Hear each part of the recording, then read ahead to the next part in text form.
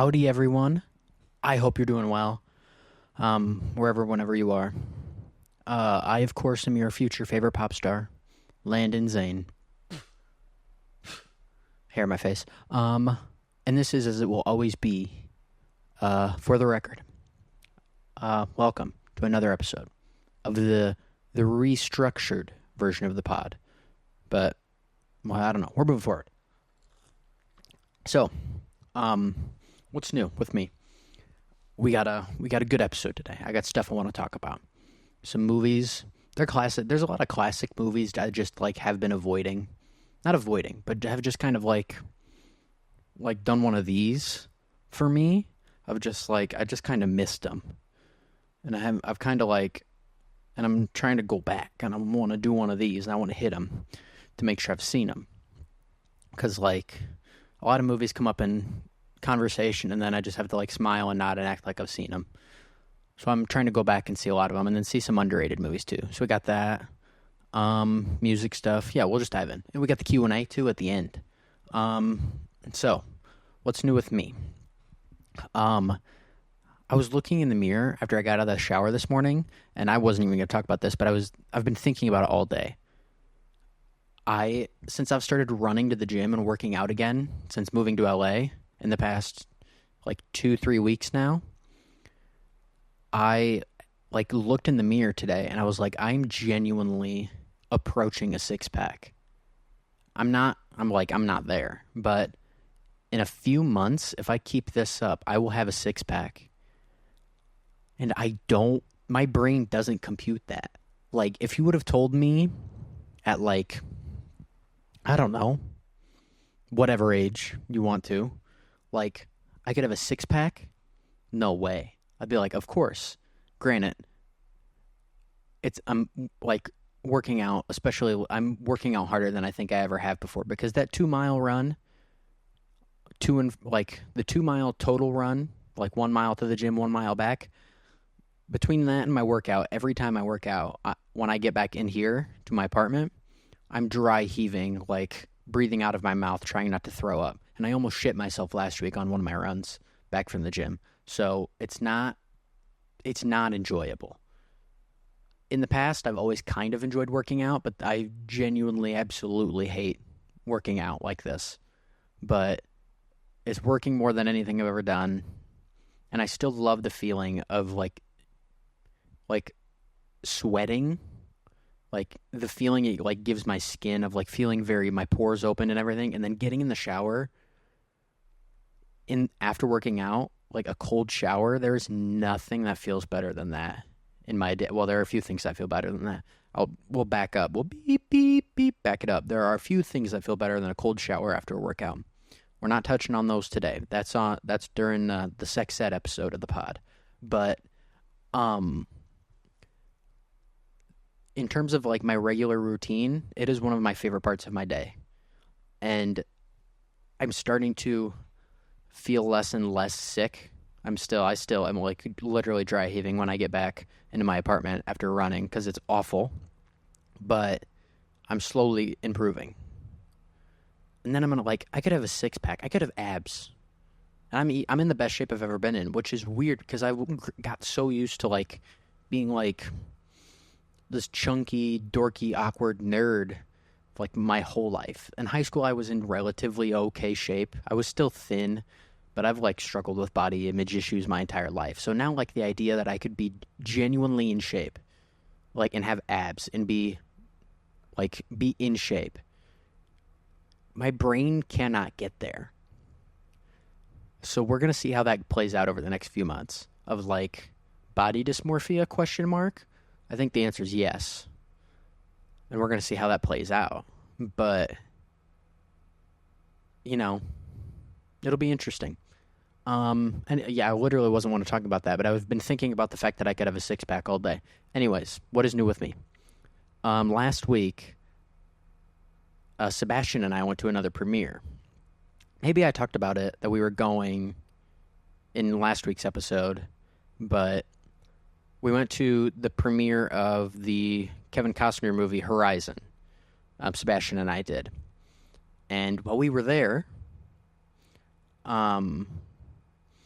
first, but while we were waiting to get into the premiere, I love Sebastian so much. His trashy ass literally was like, we were all standing and waiting in line. We were in line for like an hour and a half.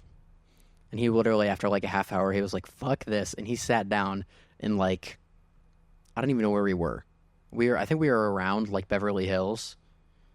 Or like maybe Bel Air. But we were in that area. And he was just like, nah, fuck it. And he sat down and just pulled his phone out. And he was watching full blast, no headphones, on YouTube, the Acolyte review videos of this new Star Wars series and like analysis. No headphones, full blast, sitting on the disgusting like sidewalk of LA and like no care in the world. I was like, I love you so much because it makes me laugh of how trashy that is. And it makes me like no one, I'm not doing that. I have some class. I have class in certain areas. The no headphones in public drives me nuts. But when when I know the person, I don't care as much. But getting to see the stupid and trashy stuff that people do around all these classy people, I love it so much. Because you have all these people like, oh dear heavens, he can't be doing that. And like he's sitting on the ground, like sitting 100% at some point in time where he sat on the ground also was where somebody shit. Easy. And I love that. I won't do it. Mainly because if I sit, the dress pants I wear, I will tear the ass out of them because they're a little too tight. But I don't have the money to get new ones. But what was I saying? Oh, I like the dichotomy between our personalities I love so much. I'm going to try to get him on the podcast this month for maybe record an episode or two because we're both going on trips. I'm going on I'm going to a vacation with my family, and he's going back home for a while. So I want to try to record an episode or two of the podcast with him. There we go. And then so the Horizon premiere. So while we were there, after we got in and everything, and like we saw the red carpet and everything, and all the celebrities show up, we watched the movie and stuff. And when we sat down, I turned around, and I was like, Sebastian. And he didn't notice until we sat down and I told him. But I was like, hey, turn around. And he turns around casually because like you can't make a big show out of it in LA. Of like there's famous people everywhere. And we turn around, or he turns around, and I had already saw him. And Dan Povenmire, the creator of Phineas and Ferb and like all these Disney cartoons and like my childhood, was sitting like 3 rows behind us alone just on his phone. And Sebastian was like, holy shit. Like he's the guy. He is one of the people that helped create our childhood. And then the movie, so we saw him and he was like, I want to go talk to him. I was like, absolutely not. It's like he had headphones in. He was tapped in with the headphones. He was watching something on his phone. I was like, and he was alone. I was like, he's not here to socialize. So we left him alone, watched the movie. And we got up and we're leaving, and Sebastian was like, I want to say something. And I don't give a fuck. Like I've talked about it before. Of like, I don't give a shit about like celebrity, all of it. I'll go up to somebody and talk to him if you want me to, or I'll tap him on the shoulder. I'll be, hey, hi, nice to meet you. Do whatever. It doesn't really bother me. Like the more personal interactions is what I struggle with people, of like small talk and stuff, because I hate it. But like people that I'm never going to see again in public, or even celebrities, couldn't give a fuck. So he was like, I really want to talk to him. And we were all leaving. It was like 300 or 400 people all leaving this theater at the same time. He was like, I really want to see if I can have a conversation with them. I was like, well, you picked the worst fucking time of the night to try to do that. But I'll try and get you there. I'll get you. You will be able to say something to him. And I walked up, kind of shimmied around, and just gave him a pat on the shoulder. I was like, big fan of your work. Looked at him, and he was like, oh, thank you. And then Sebastian was behind me. He was like, also a big fan of your work. And then we went on our way. And he was like, I wanted to say more. I was like, well, you would have said nothing to him if I wasn't here. So take what you can get, pal. But it was fun. And he was a nice guy. But it was so cool to see him. There's like the people I've met. I haven't talked to many famous people because I don't give a fuck. Like, seeing them in person is good enough for me. I'm like, your personality is probably not as good as it is in my head because the money and the fame has kind of ruined you as a person. So I'm going to enjoy who I think you are in my head, and I can go on with my day. Sebastian wants to talk to these people. He wants to meet them. He wants to do this, that, and the other. And obviously, there are also a lot of super nice people. But I totally fucking forgot where I was going with that. But oh God. Oh yeah, but he wants to take pictures with him and stuff. So, like, the difference between going out together is, like, I'll get him up there. Like, if he wants to talk to somebody, I'll be like, okay, let's go. Walk up, push people out of the way, don't give a fuck. Nice to meet you. This is my friend. Sebastian introduces himself. I leave, he stays. That's how it goes. It's great. And obviously not like he's I have to, like, shepherd him along. He's a grown man. But it is fun. I love going out to events like that. I love doing that kind of stuff because we feel so, like, Sebastian and I feel so fancy and, like, but also, like, fish out of water because we're both from, like, I'm from Iowa in Texas, and then he's from Texas, and, like, we're still kind of, like, Southern, and I'm Midwestern, like, garbage. So, and, like, still do a lot of dumb stuff, and we're also dorks and nerds. So it's fun to, like, see people and do this stuff and be like, and kind of freak out about. I don't get starstruck, but I do love being in the atmosphere of it because it feels so, like, it feels like I'm part of something in the history of entertainment, which is always what I've wanted to do. So I like that feeling of, like, I'm in the right place, in the right space, in the air, in the room with the people that are doing what I want to do. So I like that. And it's just fun. Like, free popcorn, like, cheap, like, being able to have a night like that in LA for pretty cheap is a lot of fun. Yeah, but, excuse me. I'm going to try to get Sebastian on the podcast in the next month or so. Alrighty. What else do we got? Gosh. Shit. Hold on. Spit ice on the counter. See? Trashy. Give her a wipe down. Whatever. Where am I at? So, Dayglow's new song came out last week, I think. The same week it came out as Gracie Abrams. So maybe it was the week before. But it was the week before, I think. His new song, Dayglow's new song, Cocoon. Love it. And then he announced his new album. I think it's just called Dayglow. And when he first released the first single, oh my God, why am I blanking on the name of it? Hold on.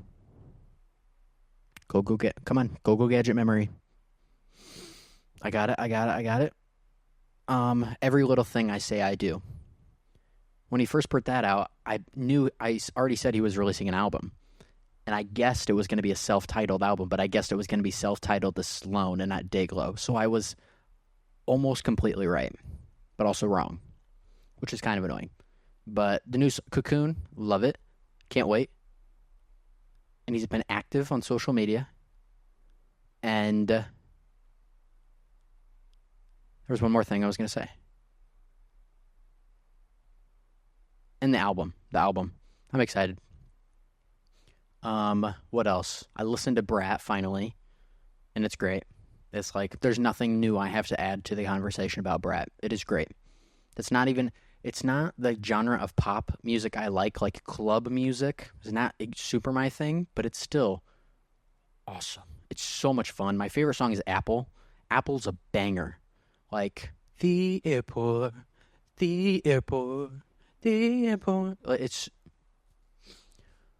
It's the whole album's fun. Well, there's also kind of sad at points, but I don't know. Like, in the Apple, the lyrics of the Apple are fucking depressing, but the production's great. It's so, I don't know. I just really like it. And it's not my genre of music I normally like, but it's fun.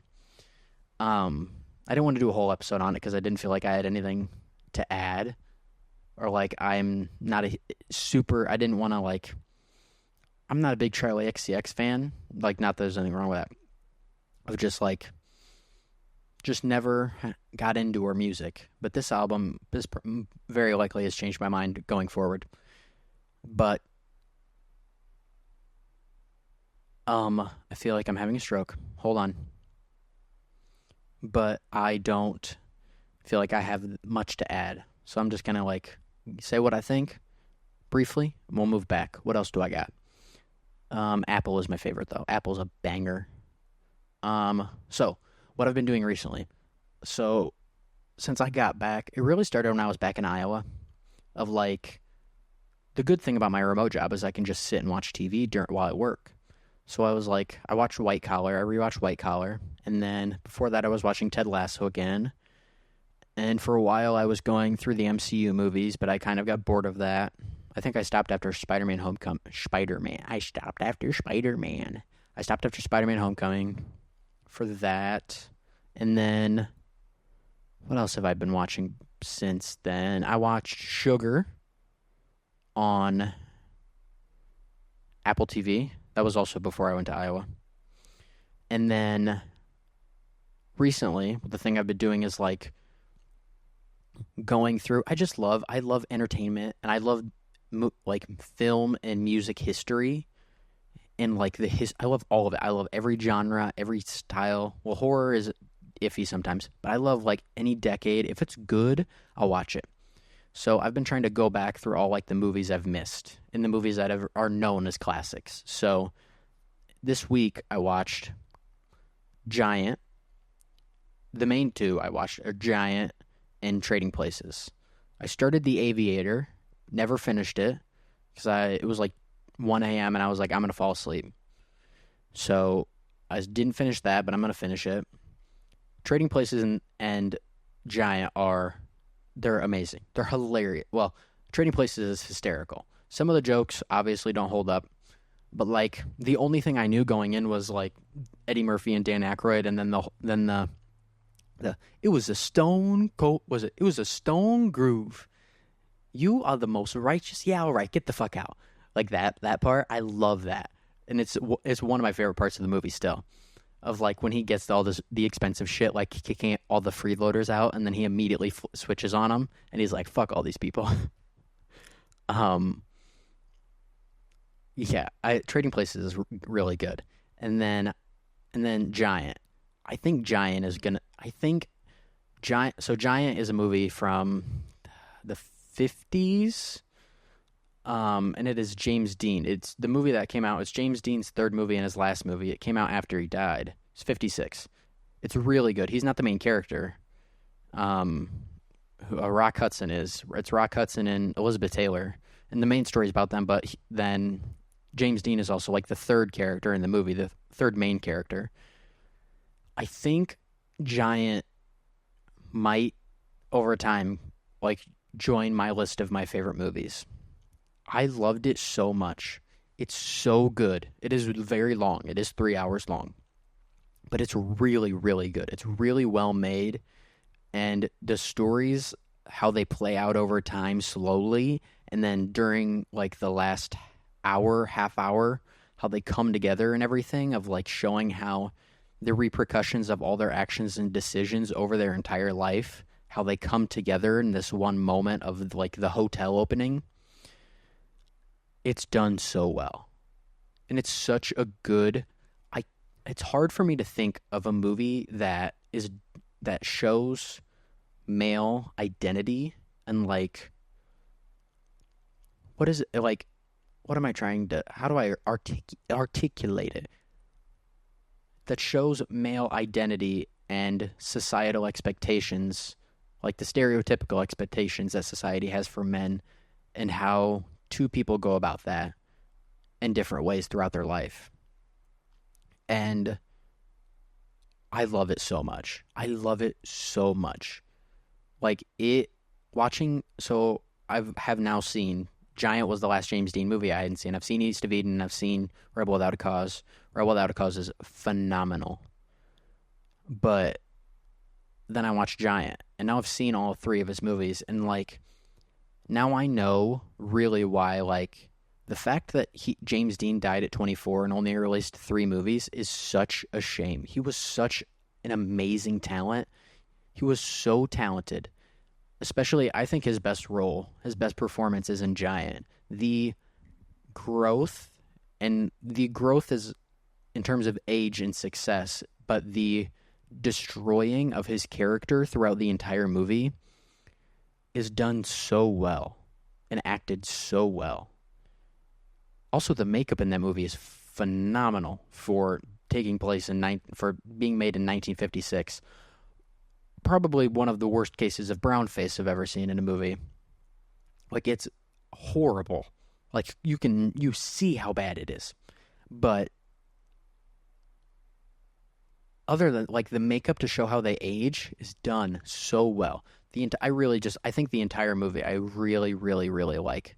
It is racist, but if you look past that and you look at the main theme of the story, like, the way it goes about showing how these two men deal with how they feel they're supposed to be as men and how they're supposed to identify and be contributors of society, and how over their lives how that kind of plays out.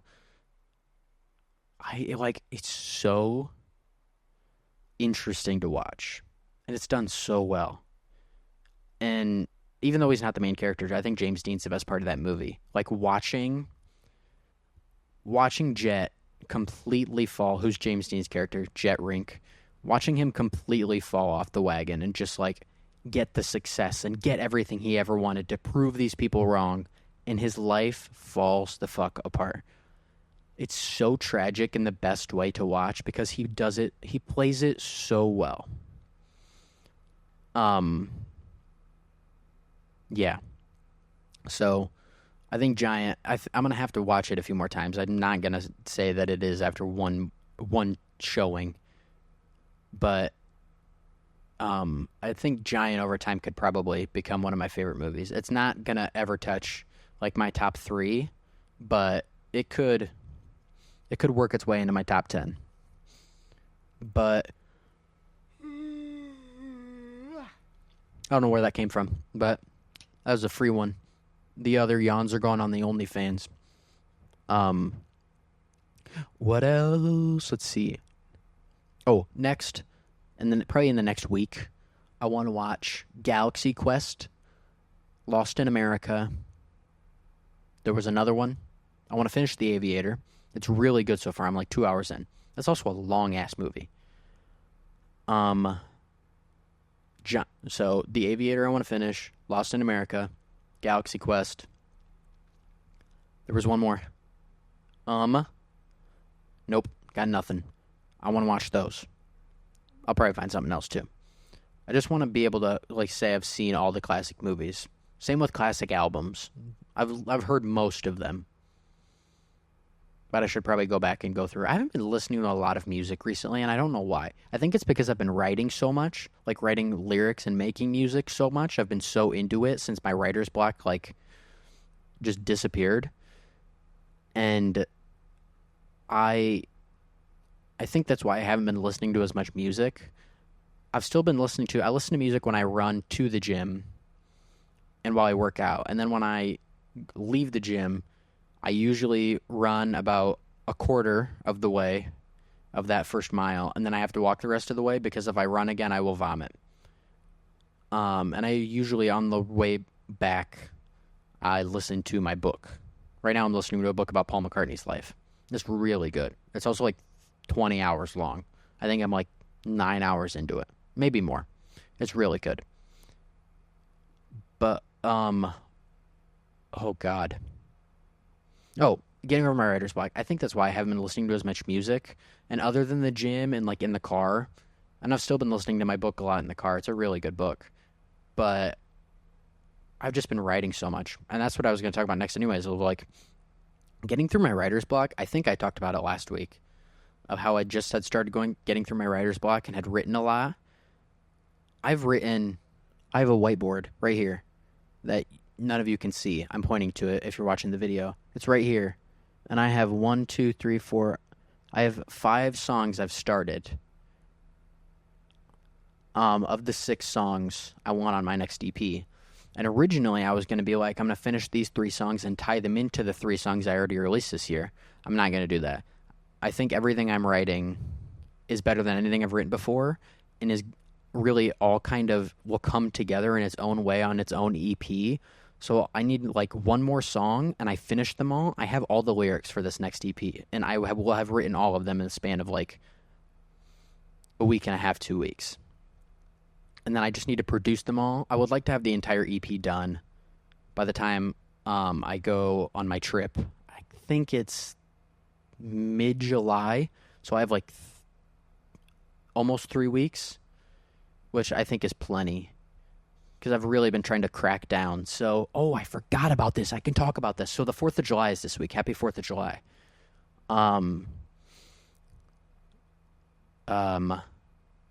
I always like watching Independence Day on 4th of July. I know people watch Top Gun too, but I like Independence Day more for a 4th of July movie. Anyways, so when I moved to LA, I told Sebastian the 4th of July is the day when I have to figure out and decide if I'm going to go home and I'm going to leave LA and like not do this anymore and decide if I'm going to go or stay. And I'm like, I'm staying. I'm staying. I've been thinking a lot about like how fast the past 6 months has gone, but also how insane it has been that I've literally like in the past 6 months I've just decided like I just devoted my entire being in life, literally every moment. I'm just here to do it, and I'm doing it in every moment I can. And it's weird. I feel like that came out strange. I said that weird. Strange. Oh God, I can't keep doing that. My brain will freeze and fuck up. But so since the 4th of July is coming, that day, like it's in recording this right now, 4th of July is in 4 days. And obviously I'm staying, but it's like, it is a good day that I did set a day for myself to sit and reflect of like, where am I at? Am I going the right way? And since getting over this writer's block and stuff, I feel like the first 6 months for me, I will always be able to sit and contextualize them as like, the first 6 months of being in LA is me figuring it out, me getting used to the life of living in LA, me getting used to paying the bills, like figuring out how to take care of myself by living on my own and being on my own, but also working through a lot of stuff personally and figuring out what I want as an artist and as a person and how I want to go about doing all of this and setting up like how I do some of these things like the podcast, setting up like what I want my music to sound like figuring all of it out, I think is what the first 6 months will really go down to. Obviously, I'm going to be figuring everything out my entire life because that's life, but then I feel like I've really gotten a good grip on everything. I say at 21 years old. I feel like I've gotten a really good grip on everything these first 6 months, and now like everything I'm writing, I feel so much more confident in these songs I'm writing, and like I feel like I'm on the way there. And these next 6 months is like really like bunkering. I'm going to go hunkering because I like that more. It's really hunkering down and like it's time to nut up or shut up and like figure it out and get it done. And I'm really excited about where the next 6 months, the rest of the year could go. I don't know. It's just an exciting time. It's also a hot fucking bitch in LA now because summer's here. And I'm excited for my trip because where we're going is famously not hot during the summer or at all. So that'll be nice. But I don't know, like I'm just very excited for where music is going. Put my pinky up. I totally lost my train of thought. I need a new camera. I've been saying that for months. Eventually, I'm going to have the money to get a new camera. But I'm working on stuff. The lyrics are really good. I want to start, I want to record some demos or something. Record, videos and some demos and post those on TikTok to try to show the songs off, like stripped down, and see if people like them for the lyrics. And I'm just very excited where all this is going. And I'm just like figuring out what I want my image to be as an artist and what I want to look like image and fashion wise too. I don't have the money to buy any of it, but I kind of know what I want it to look like. So eventually when I make some money, I'll get there. But I don't know why my throat is so scratchy, but I don't like it. So the other thing, I don't know why. I don't know why my brain decides to not work whenever I'm put on the spot, but it is quite annoying. Because, like, when I sit and have a conversation with myself, or I'm, like, talking throughout the day, if I'm working or whatever, I'm a genius. I'm a genius. Like, alone in my apartment, talking to myself, acting like I'm Jimmy Fallon and asking myself questions, like Jimmy Fallon's asking me questions and answering them. Doing that on my own, I'm a genius. I say the most poetic, philosophical things, and I'm also funny and smart and intelligent and, like, all of it wrapped into one. Perfectly. It all comes out perfectly. The second I'm on camera or on the spot or talking to somebody, it all kind of falls apart. Or talking to a stranger, for the most part. I can make it work. Like I said, like strangers, real strangers and celebrities, I can talk to them. But people I'm like meeting personally for the first time and like getting to know, falls apart. Don't know why. It is quite annoying. But I don't know why like my brain and my mouth just decide to like shit the bed. I don't enjoy it though. Not a fan. I would like to not have that happen. I don't know what's wrong with this mic cable, but we're gonna have to deal with it. Am I nipping out? I've always had issues with like my nipples and shirts. I don't know why, but like they always kind of point out. And in this shirt, it's a light color. Am I? I am. We'll deal. Don't look at them. That's weird. Oh, so last week I had therapy last week on my computer, like a remote therapy, whatever you want to call it. And we were talking about stuff, life happens, you get it. And my therapist was talking to me about like self-acceptance and like change and wanting to change yourself and like wanting to grow as a person. And he told me, he didn't say it this way specifically, but I've boiled it down to in my head of like, self-acceptancy isn't complacency. It's like accepting who you are in the moment. And because you accept yourself, then you can allow yourself to be like, this is who I am now. I know where I'm at, and I know where I need to go to to become who I want to be in the future. But you have to first be okay with who you are in the moment. Because if you try to ignore who you are and just become like fake it till you make it, like that kind of stuff, eventually it falls apart. But if you truly do the work and accept who you are and work on that and try to change that way and go forward and do the real steps, it works. And so like the whole thing of like true self-acceptance and that meaning or that not meaning that you're okay with who you are fully, like you don't think you're perfect, but you just accept who you are and that allows you to change better, that fucked me up. Like, I like that. I really, really like that. And I've been thinking a lot about that of like, this is where not even like personally, of also just being able to accept like, this is where I am in my career. This is where I am financially. Poor is where I'm at financially. Like all of it. And just being like, this is where I am. And knowing where I am gives me a place to truly look at and be like, this is where I'm starting. Now I know where I have to go specifically to get to the next step.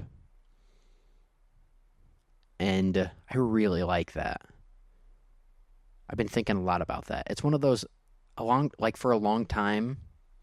I feel like not even for a long time. Like just sometimes, like I'll be in therapy or even a lot of things like having writer's block. There's just you'll have these long stretches of like nothing is really breaking through. Like you feel like you might be doing some work and things may be working, or you may be writing okay songs or lyrics or whatever other situation. But then like you'll have one therapy session, or I'll write one song, or I'll have like one thing happen, and then like you like this noticeable shift happens. Like for therapy, it was like this. It just kind of clicked. I don't know why it was that moment or exactly what he said, but it was just like this, like ding. And then like with my writer's block of just writing and being like, I'll sit down and write a song, and just starting writing and like looking at it and like ding, like it, like this click. It's a strange feeling, man.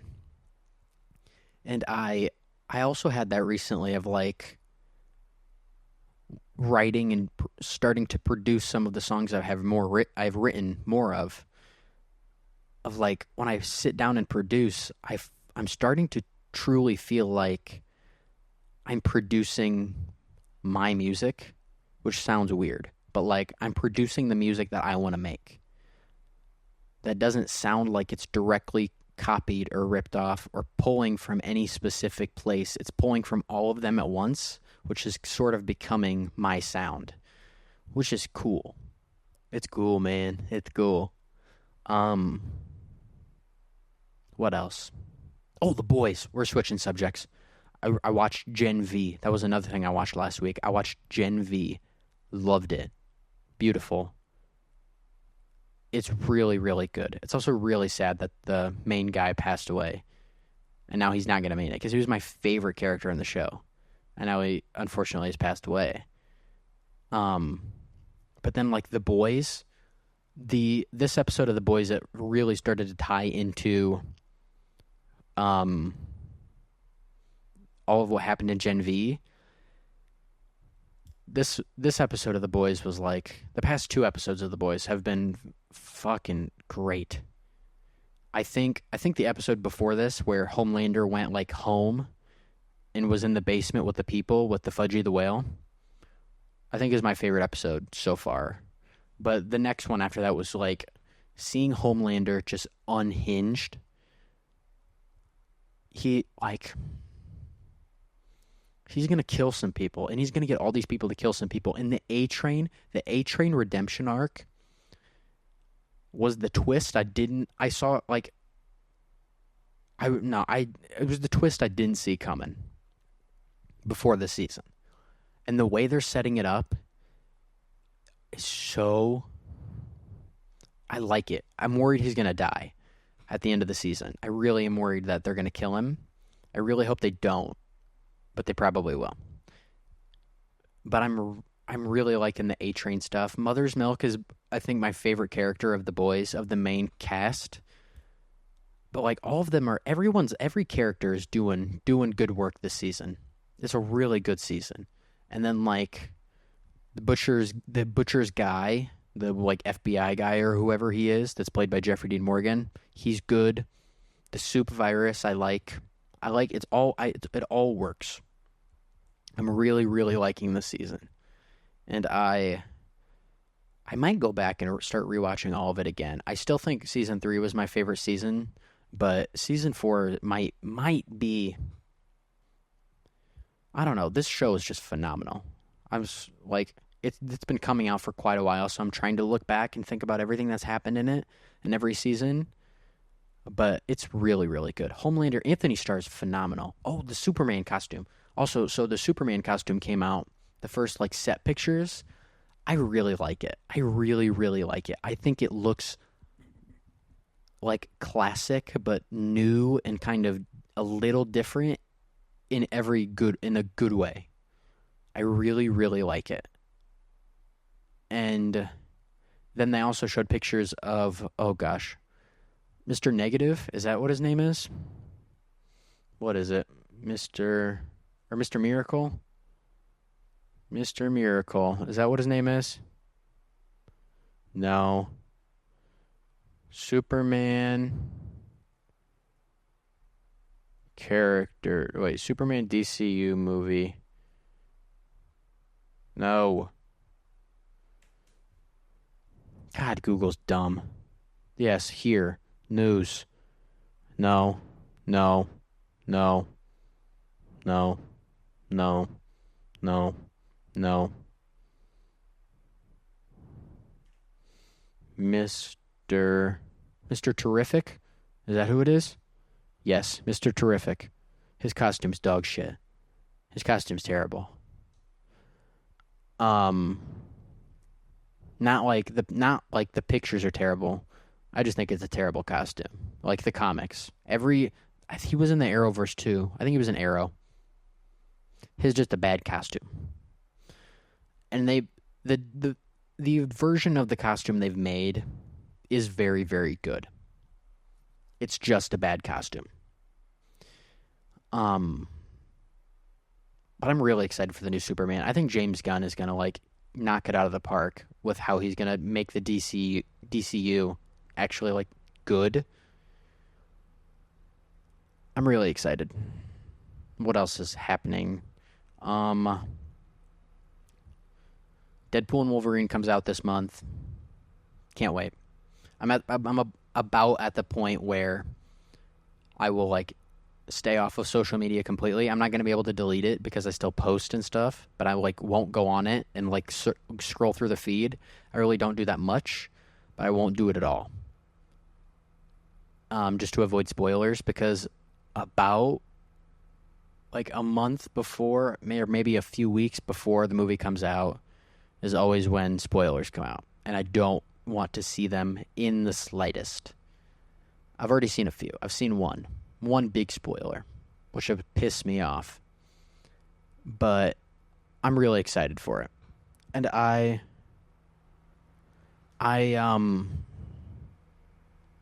trying to think what else. There's a lot of movies. Oh, I saw Inside Out 2. Cried like a baby. Sebastian. I saw it with Sebastian and another friend, Steven. Sebastian and I cried. Steven didn't, because he's not a pussy like Sebastian and I are. I think did I already talk about seeing Inside Out 2? I don't know. I don't think I have. Let's see what else I've got. I'm trying to think. I mean, we could talk about like the presidential debate, but I don't want to touch that shit. So we're going to move on to the Q&A.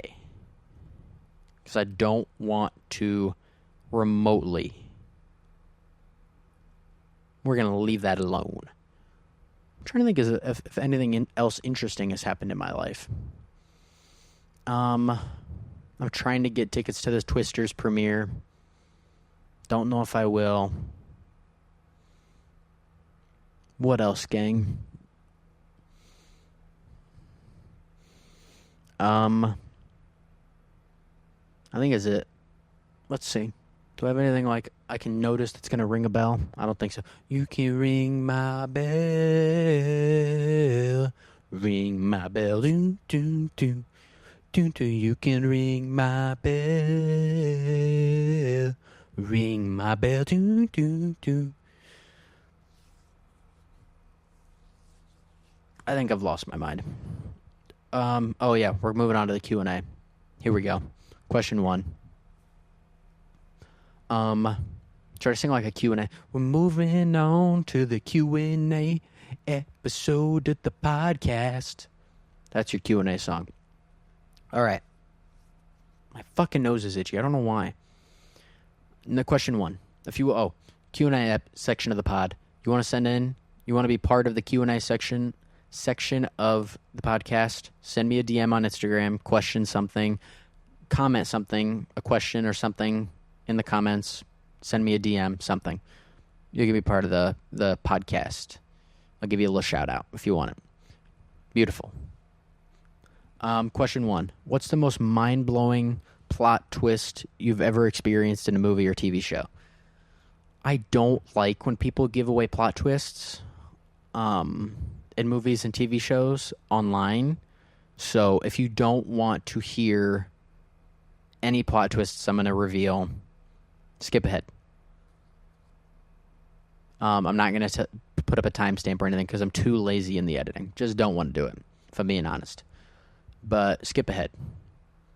But I think, and it largely in part because of what I did watching the movie, but The Usual Suspects, I think, is the movie that had the biggest twist that, like, was a mind fuck for me of, like, who Kaiser Soze was. Because when I watched the movie, I was so anxious of, like, what's going to happen. And I Googled who is Kaiser Soze. And when I did that, I looked it up, and the first picture that popped up for who Kaiser Soze was Gabriel Byrne's character, was Dean Keaton. So I was like, Dean Keaton is Kaiser Soze, and it, like, fucked my mind, and I was like, what? And there was like 45 minutes left of the movie. And I was like, I'm going in, I know who Kaiser Soze is, and I was like, and I was trying to piece it all together in my head of what happened. Then, if you've ever seen The Usual Suspects, you know Dean Keaton is not Kaiser Soze. You know that, what's his face? What is his name? What's his name? Kevin Spacey. Kevin Spacey's character is Kaiser Soze. The main character in the movie is Kaiser Soze. And then you, like, realize that, like, you get the cup drop and everything of, like, the entire story. He weaved it all together, and he made all of it up. Like, there was no Kobayashi. There was none of it. He made all of it up. And he killed Dean Keaton on the boat, and then, like, the boat set on fire or something. And the body that they find... Oh, no, the body they find of the guy in the hospital throughout the entire movie, they have the sketch artist come in and draw the picture. And you kind of forget about it. But at the end of the movie, the guy sends the facts of the picture, the police do, of who Kaiser Soze is, of his face and his identity, because no one's ever seen his face. Then the guy gets the facts as they let Verbal walk out, because he's like, I have nothing else for you. The police chief is like, you have nothing else to tell me. You don't know who Kaiser Soze is. Like, you told me it was Dean Keaton. Told me he's the devil. Like, what's the quote about the devil? I need to rewatch this movie, actually. The greatest trick the devil ever pulled was convincing the world he did not exist. That's the quote. He gives that, then he's let go, gets all his stuff, and leaves. And then he gets the facts, and he looks at the picture, and he's like, motherfucker.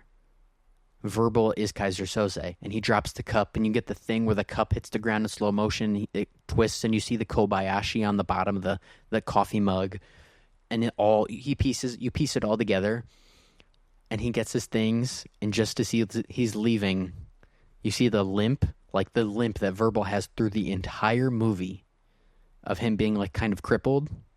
You see the limp slowly fade away as he's walking, and then he just, like, stops it, and he starts walking normal, and then he gets in the limo, and he's gone.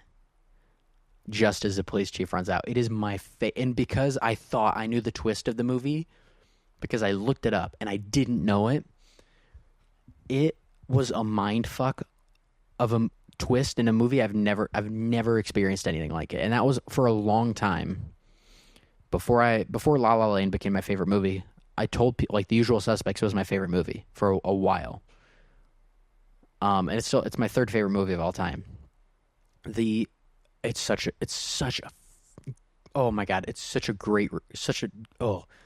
I feel like I just said a bunch of words that didn't come together to make any meaning, but the writing is so well done, and it's so well acted. And I love that the main person that's known for being in this movie, other than Kevin Spacey, is Benicio del Toro, when he's in, like, 15 minutes of it, and he gets shot. Or he doesn't get shot. He dies. I can't remember how. Maybe he does get shot. He dies not long into it. And who else is in it? Chaz Palminteri's in it. Is he the cop? Chaz Palminteri, I think, is the cop. Oh, and then the famous, like, the scene of them, like, that is famously improvised, of, like, them all on the lineup and them all saying shit, And the funny thing about that is, like, they clearly were never supposed to be lined up together because they look nothing alike. And the entire point of a lineup for a suspect is, like, these people all look kind of similar. Who is the one? And they all look nothing alike. Is Chaz Palminteri? Chaz. Oh, I didn't even piece that together. That Chaz Palminteri is, Dave Coulion. He's the police chief, like A Bronx Tale. He's in Legend too. I never pieced that together. Phenomenal. If you haven't seen The Usual Suspects, I urge you to watch it. I urge you. And you already know the twist. But even knowing the twist, it's still magnifico. Very good. Giancarlo Esposito is in this movie too? Who was he? I need to rewatch this movie. Oh, he's the doctor. Maybe? Or no. He's the side police guy. And then he's the police guy that's in the hospital the entire movie. I think. I'm pretty sure. I need to watch that movie. Yeah, Usual Suspects is the biggest twist. Let's see. Nope, that's not what I was looking for. There we go. Question 2. What's the most underrated movie or TV show that you think people need to watch? You think more people need to watch? What's the most underrated movie or TV show that you think more people need to watch? Got it. Bad Times at the El Royale. So, Bad Times at the El Royale is one of my favorite movies. I think it's in my top 10. I rewatch it at least once a year. It's such a good movie. It's very Tarantino-esque of, like, putting a bunch of people in a room together or in one space together and seeing what happens. I love it so much. It's so well done. The set decoration, the color, like, it's such a well-made movie, and the writing is so well. It's so well acted. Like, I just love Bad Times at the El Royale, and it bombed harder than I can explain to you. It bombed so hard, and I love it so much. It, like, the characters and the way it all comes together, it is very Tarantino-esque. I loved it so much. And when I saw this movie, there was like 5 other people in the theater. Granted, I was in small town Cedar Rapids, Iowa, and no one really went to the movies, period, there, unless it was like Aquaman or Spider-Man or big movies. People didn't really go to the movies a lot. And there was an AMC that has since closed, and they have bricked up. I saw it when I was back in Iowa. They literally didn't do anything. They didn't even take the sign down. They just put bricks up in front of the doors and the entrance, and you can't get in. But you could probably break in because it wouldn't be that hard. But that was the movie theater. It was the movie theater I went to the most because I had the AMC A-list thing, and because no one was ever there on the weekends and stuff when I was in high school, and I was like I spent so much time alone just growing up in general. I've been thinking a lot about that, of how, like, I have I don't want to count. I have a lot of siblings, but I basically grew up like an only child. So, like, I spent so much time alone, and what I would do on weekends, and if I had a free day or something in high school, and I reviewed movies for a while in high school for like almost a full year. Actually, it was probably longer than that. It was probably like a year and a half. But I was reviewing movies and stuff. So what do? Is I would take my AMC A-list on the weekends, on a weekend, I would pay for a movie, and there would be 2 employees who were teenagers who were my age who didn't give a fuck. I would pay for a movie, and I would spend like 10 hours there, and I would see like 4 or 5 movies. I loved it, and I did it so much. And I saw Bad Times at the El Royale there in that way, at that AMC. And I remember walking in and being like, this movie's going to suck. Like, I just needed something else to review for my movie, like my movie reviewing account on Instagram. And I was like, I guess I'll go see this. It's got some nice actors. It looks weird. I'll go see this movie. I walked out confused. But there's this thing that happens when I see movies that, like, I know I liked, but I still have to process, and I had that feeling seeing Bad Times at the El Royale. but I really liked it. And I like the nonlinear storytelling way they do too. My nose I don't know what's wrong with my nose. I swear to God, I'm not doing any booga sugar or yeah, that's the slang for it. Or anything like that. It's just like my allergies. I don't know if I have nose hair now and nose hair gets itchy. I know eventually I'll have nose hair, but I don't know why my nose has been so itchy the past.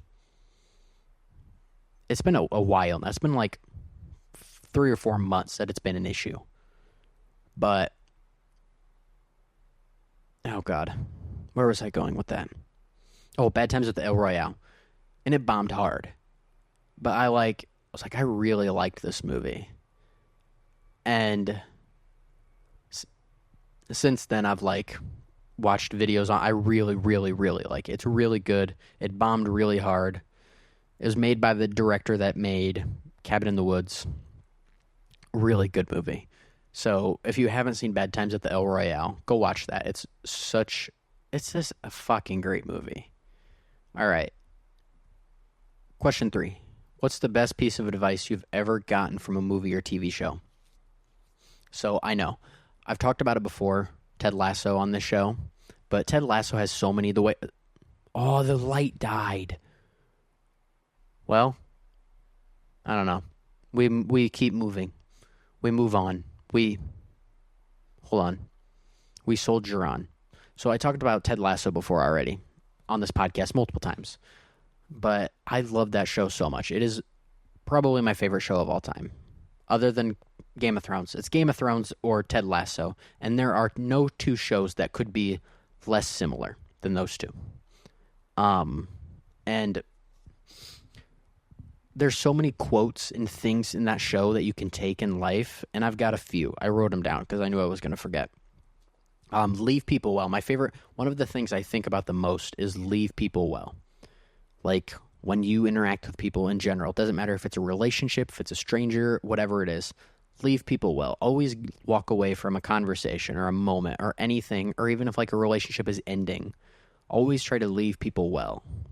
Have I always done that? Absolutely not. I'm going to try to do that? Yes. Is it hard? Oh my God, it's so hard. Because sometimes you just want to be like, fuck you, fuck all of you, screw this, I'm out. And you can't do that. Or you got to try not to. As much as I want to sometimes. So is that one. There's all people are different people, which I really like. Because like, especially, it's been going on throughout all of history. But people are always tried to put in boxes of like race, generation, sex, sexuality, political party, religion, like big boxes so people can be separate from each other. Like what country you live in, all of it. And I just don't give a fuck. So it's like I just get tired of it. I'm just like, I just want to love people. I just want to like love people and spread love everywhere and just like bring joy to the world. Joy to the world, all the boys and girls now. Joy to the fishes in the deep blue sea. Joy to you and me. Camera. All right.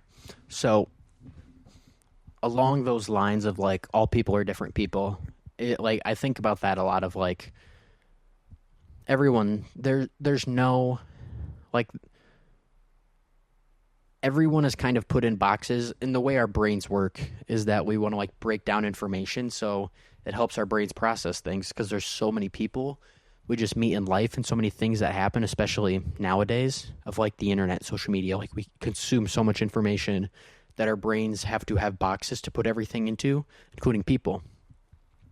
So I always like to think of like all people are different people of like, it doesn't matter like what people look like, who they are, like what it seems like they should be like, or if this person reminds you of somebody else. All people are different people. And people can surprise you. And you like don't think that somebody's going to do something because somebody that that seems similar is going to do the same thing or anything like that. I like that a lot.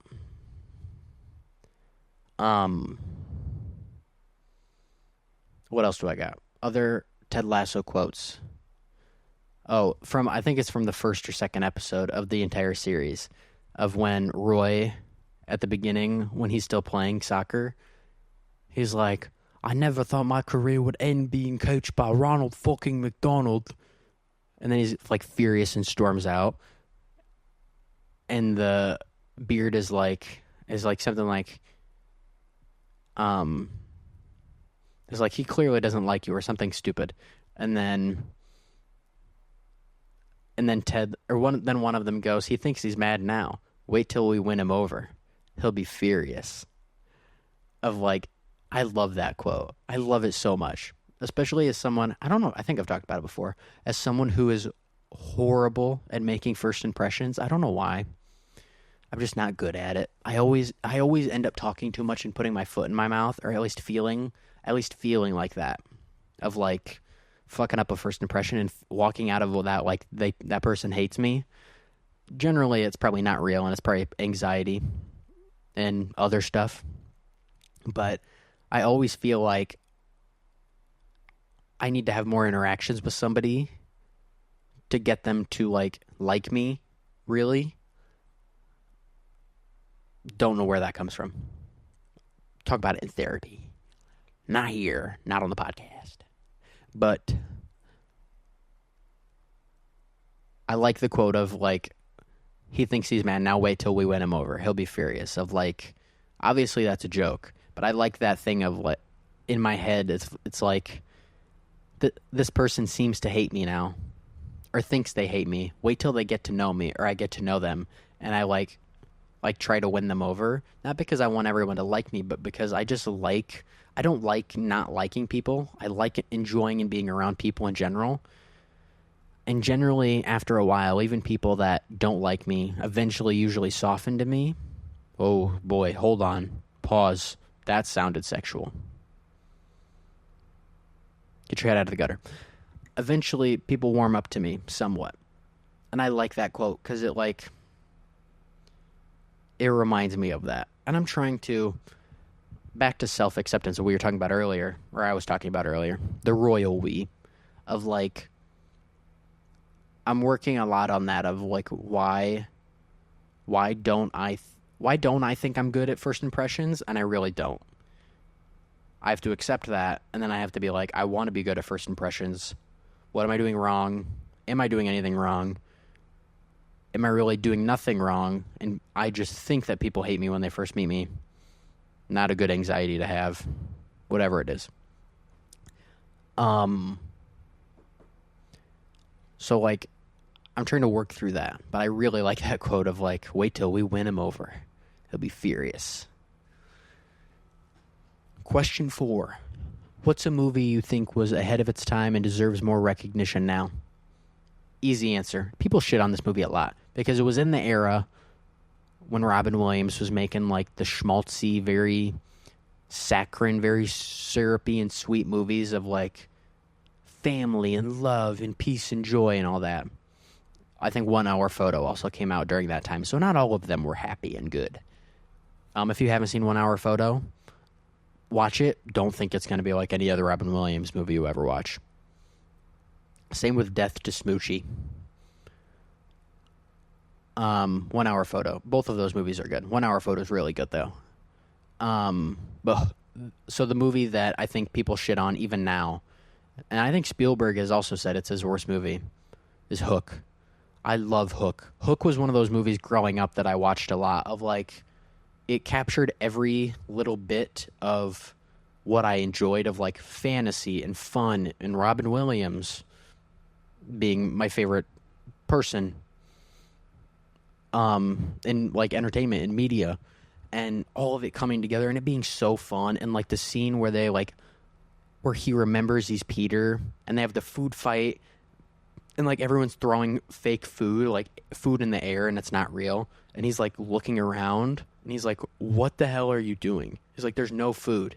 And they're like, you have to believe, Peter. You have to believe all this stuff. And, like, something happens. I can't remember. And he gets hit in the face with it. And it's real food. It's, like, the rainbowy, like, sparkly food. And it's real. I don't know why. But I like I love that. I love Hook. It's just so fun. I also like the score of Hook a lot. I like the way it ties in together. It's also a spin. I love a spin on a fairy tale. That's why I loved Once Upon a Time growing up, and I would watch it with my grandma. Shout out Gima, love you. We would watch that. Like anything that takes a classic story or fairy tale and puts a twist on it, a little spin, a little spin ski. They do a little 1-2 punch, and they add their own twist to it. I love it. And Hook does that, of like, he's an adult and he has his own kids, and it's what happens now that he's an adult and he's forgotten he's Peter Pan. Love the story. I think it was an expensive movie to make, and I think it bombed, or it didn't do as well commercially as they thought it was going to. But I love Hook. People shit on Hook too much. It deserves more recognition.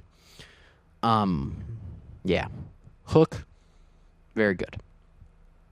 Very nostalgic movie for me. And then 5. If you could attend the premiere of any classic film when it first came out, which one would it be? So I already talked about the movie.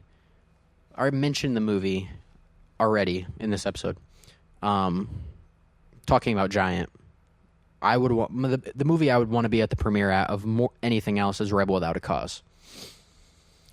I just feel either that or La La Land, just because La La Land is my favorite movie. But I feel like being at the premiere of Rebel Without a Cause, like, I just licked the microphone.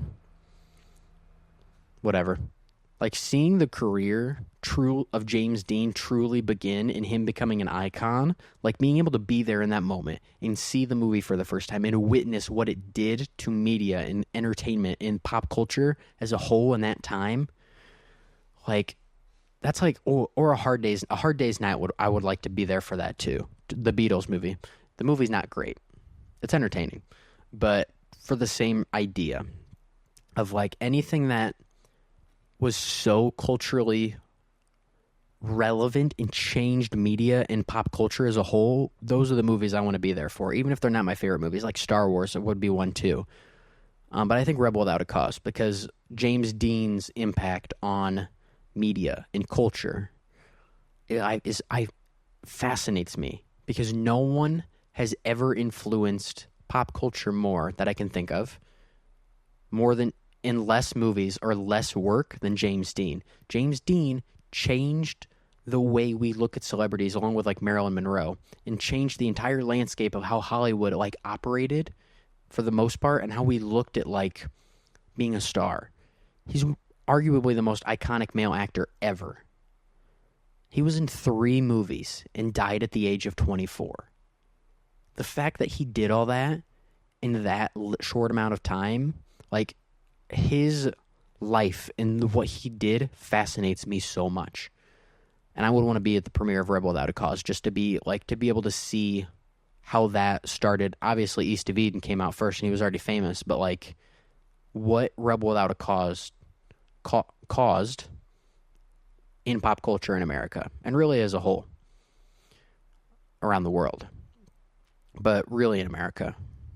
It's just like, it would be so cool.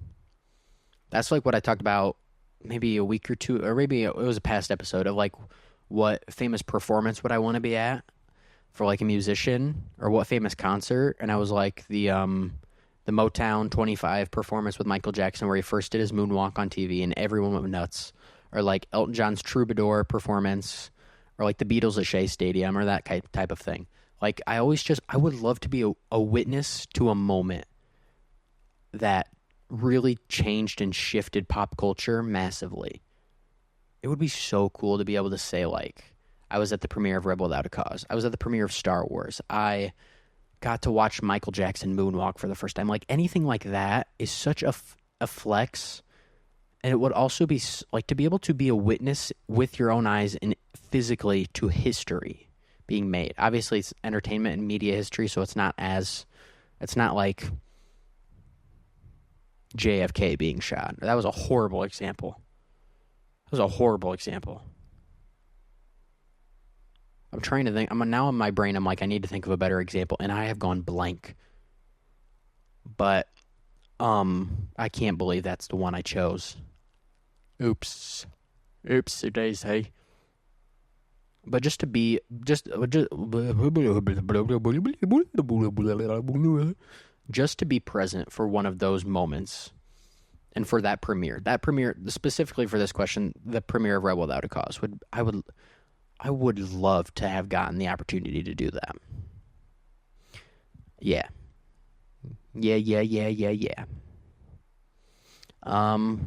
Trying to think. I'm out of questions. Don't really have anything else to talk about. The longer episode of the pod, the new format of the podcast, with only one episode a week and combining the two episodes together and just having one longer episode. I like this more. It's more fun, and it's definitely going to be a lot easier for me to keep up with. So yeah, I'm enjoying it. If y'all want, again, if you want to be part of the Q&A section of the pod, send me a DM, comment something, a question you want me to answer, anything, and maybe I'll throw it in there. But yeah, I think that's going to do it for me. As always, I have been your future favorite pop star, Landyn Zane. I hope you have a phenomenal morning, evening, midday, night, midnight, afternoon. I think I covered them all. Have a good one. And this is, as it will always be, blowing you a little smooch, smoochkies for the record. Be good.